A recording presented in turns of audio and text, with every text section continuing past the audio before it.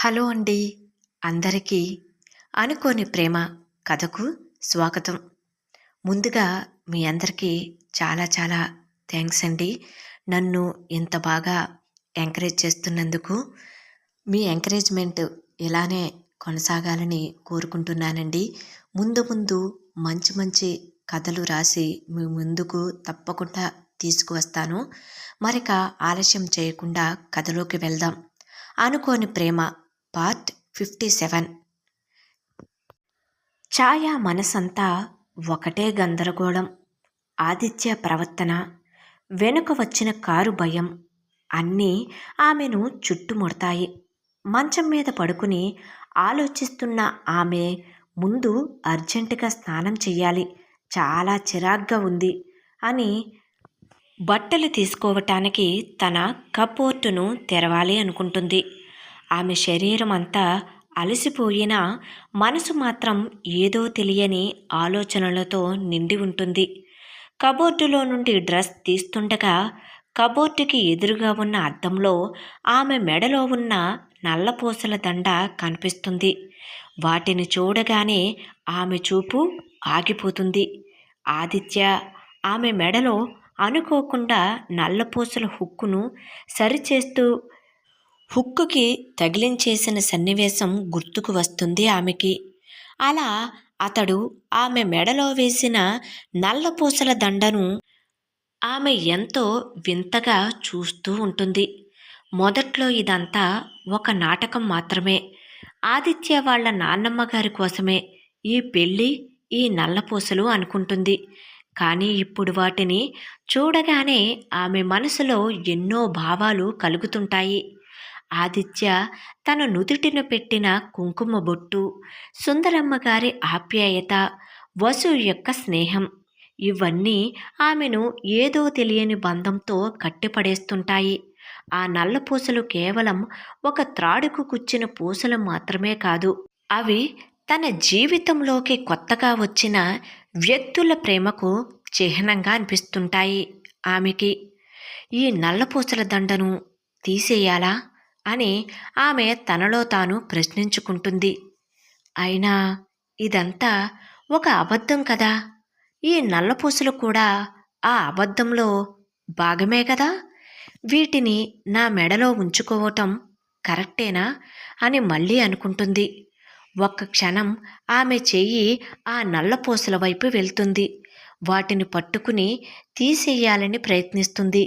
కానీ ఎందుకో ఆమె చెయ్యి మధ్యలోనే ఆగిపోతుంది. ఆమె మనసు అందుకు అంగీకరించటం లేదు. ఆ నల్లపూసలు తన మెడలో ఉన్నంతసేపు ఆదిత్య మరియు అతని కుటుంబం తన దగ్గర ఉన్నట్లుగా అనిపిస్తుంది ఆమెకి. ఒక రకమైన భద్రతాభావం ఆమెను ఆవహిస్తుంది. లేదు, నేను వీటిని ఇప్పుడు తీయకూడదు. ఇది కేవలం నాన్నమ్మగారి కోసమే అయినా కొంతకాలం నా మెడలోనే ఉండనిస్తాను. వాళ్ళ ప్రేమను గుర్తు చేస్తూ ఉంటాయి అని ఆమె తనలో తాను అనుకుంటుంది. ఒక చిన్న నిట్టూర్పు విడుస్తుంది. అలా నిర్ణయం తీసుకున్న ఛాయ ఇవి ఇలా పైకి కనిపిస్తే అసలకే మోసం వస్తుంది. సో ఛాయ, ముందు వీటిని కనిపించకుండా కవర్ చేసే డ్రెస్సులను వేసుకోవాలి అని అనుకుంటూ వెంటనే ఆ నల్లపూసలు కనిపించకుండా ఉండేలా మెడ వరకు ఉండే ఒక డ్రెస్సును తీసుకుని వాష్రూంలోకి పరుగు పెడుతుంది. వాష్రూంలో ఫ్రెష్ అయ్యి వస్తుండగా అప్పుడే తలుపు చప్పుడు వినిపిస్తుంది. అమ్మా ఛాయ, ఇంకా నిద్రపోలేదా? ఇంత ఆలస్యం అయ్యిందేమిటి అంటూ తలుపుకి బయట నుండి అంటారు ఛాయ వాళ్ళ నాన్నమ్మ సుగుణమ్మగారు. ఆ నాన్నమ్మ, వస్తున్నా అని తన మెడలో ఉన్న నల్లపూసలు కనిపించకుండా అద్దం ముందు నిలుచుని మరొకసారి సరిచూసుకుంటుంది. గబగబా తలుపు దగ్గరికి వెళ్ళి నోటుతో గాలిని బయటకు వదులుతూ రిలాక్స్ అయ్యి తలుపు తెరుస్తుంది. ఛాయాను చూసిన సుగుణమ్మగారి కళ్ళల్లో ఆందోళన స్పష్టంగా కనిపిస్తుంది. ఆమె ముఖంలో కోపం కూడా కొంచెం తొంగి చూస్తుంది. ఆమె ముఖంలోని ఆందోళనను గమనించిన ఛాయ వాళ్ళ నాన్నమ్మ ప్రశ్నించకుండానే, నాన్నమ్మ, అది మా ఫ్రెండ్ వాళ్ళ ఇంట్లో చిన్న ఫంక్షన్ ఉండి వెళ్ళాను. అక్కడ కొంచెం ఆలస్యమయ్యింది. మీరు భయపడకండి, నేను క్షేమంగానే వచ్చేశాను అంటుంది ఛాయ. ఫంక్షనా?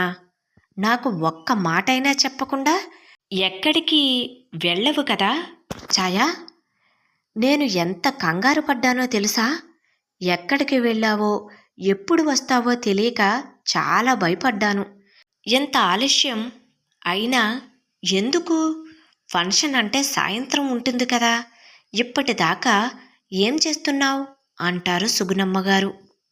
సుగుణమ్మగారు అడిగే ప్రశ్నలకు ఛాయాకి ఏం చెప్పాలో అర్థం కాదు.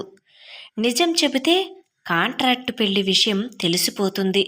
అబద్ధం చెబితే ఎలా నమ్మించాలో తెలియటం లేదు ఆమెకి.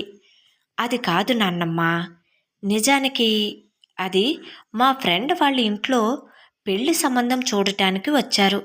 నన్ను కొంచెం తనని రెడీ చేయటానికి వాళ్ళ అమ్మగారు రమ్మంటేను వెళ్ళాను. వాళ్ళు చాలాసేపు మాట్లాడారు. సంబంధంకి వచ్చిన వాళ్ళు, అందుకే ఆలస్యమైంది. నా ఫోన్ కూడా సైలెంట్లో ఉండటం వలన మీరు కాల్ చేసినా నాకు తెలియలేదు. సారీ నాన్నమ్మ అంటుంది. ఛాయ తడబడుతూ ఏదో విధంగా అబద్ధం మాత్రం చెప్పింది. ఆమె కళ్ళల్లో భయం మాత్రం కనిపిస్తుంది. సుగుణమ్మగారు అనుమానంగా ఛాయా ముఖంలోకి చూస్తారు. పెళ్లి సంబంధమా? ఎవరిది? అయినా ఎవరే ఆ అమ్మాయి తల్లి? ఒకవేళ సంబంధంకి వచ్చిన వాళ్ళు తన కూతురు కన్నా నువ్వే బాగున్నావు, ఈ ఛాయానే చేసుకుంటామని వచ్చిన బంధువులు అంటారన్న జ్ఞానం కూడా లేకుండా తన కూతురును రెడీ చెయ్యటానికి నిన్నెలా రమ్మని చెప్పింది ఛాయా అంటూ ప్రశ్నిస్తారు సుగుణమ్మగారు. అవును నాన్నమ్మ, వాళ్ళు పిలిచినా నేను వెళ్లకుండా ఉండవలసింది. నా తప్పు అయిపోయింది. అయినా ఆ సంబంధం నా ఫ్రెండ్కి కుదిరిపోయింది. పెళ్ళి కూడా తొందరలోనే ఉండవచ్చు. పదండి నాన్నమ్మ, నా గురించి చూసి చూసి అలసిపోయి ఉంటారు. ఇక నిద్రపోదాం, రేపు ఉదయం మాట్లాడుకుందాం అంటూ ఛాయ సుగుణమ్మగారిని బలవంతంగా మంచం దగ్గరకు తీసుకువెళ్తుంది. ఛాయ మనసు మాత్రం అబద్ధం చెప్పినందుకు బాధగా ఉంటుంది. కానీ తప్పని పరిస్థితుల్లో అలా చేయాల్సి వస్తుంది. సుగుణమ్మగారు ఇంకా అనుమానంగా చూస్తున్నా ఏమీ మాట్లాడకుండా పడుకుంటారు. ఛాయ కూడా లైట్స్ ఆఫ్ చేసి మంచం మీద పడుకుంటుంది. కానీ ఆమె కళ్ళకు మాత్రం నిద్ర పట్టటం లేదు.